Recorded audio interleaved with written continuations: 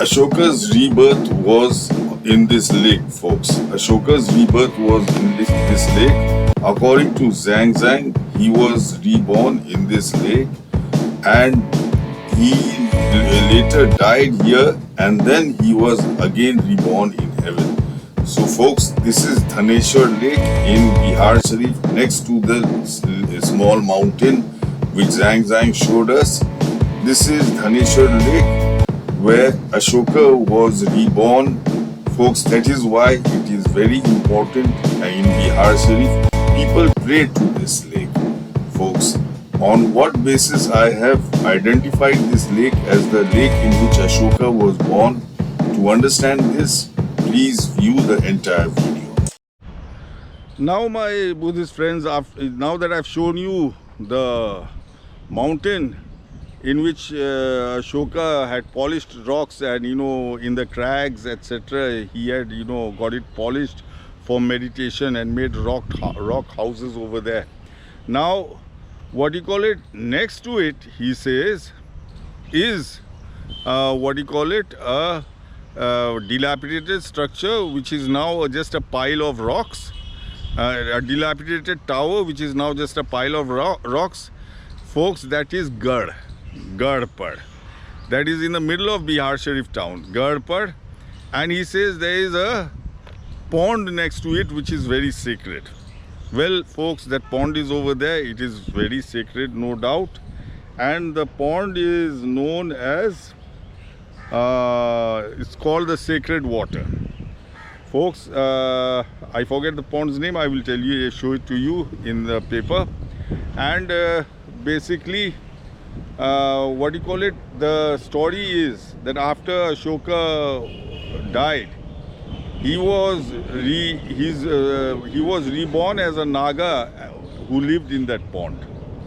And there is a different story to that. He was reborn as a Naga who lived in that pond. That's why that pond is very sacred. So, folks, that is the pond where Ashoka was reborn as a Naga. Check out the satellite picture, what Zang has to say, the satellite picture, and then the photos of the pond and the pile of rocks. See, now that he has shown us, Zang has shown us the little mountain which Ashoka Raja made for Upagupta and other Arhats. He made a lot of dwellings on the little mountain. By the side of it is an old tower, the ruins of which are a mass of heaped up stones. So by the side of the little mountain, Choti Pahadi, is an old tower with ruins of which are a mass of heaped up stones. There is also a pond, the gentle ripples of which play over its surface as pure as mirror. The people far and near call it the sacred water. If anyone drinks thereof or washes in it, the defilement of their sins is washed away and destroyed. Folks, now see, let's go back.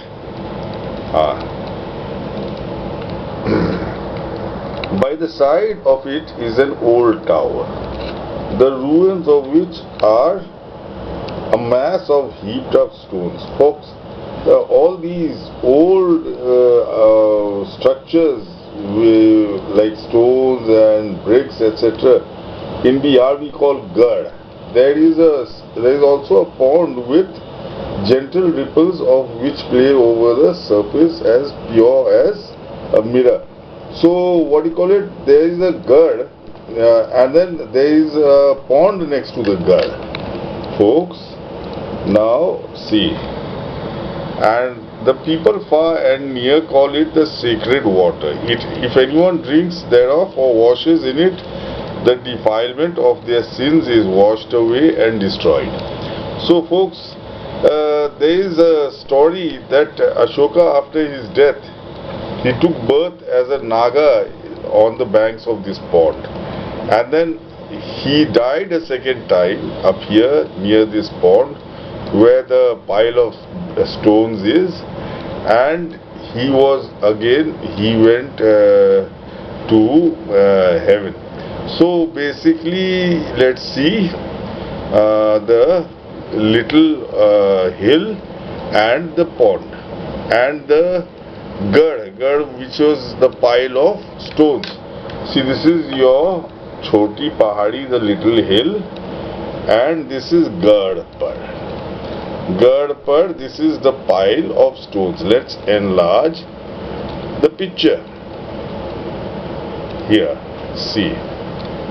It has, this is a mosque, Garhpar Babri Masjid. See, all these properties, Buddhist properties, have been taken over by Muslims mostly.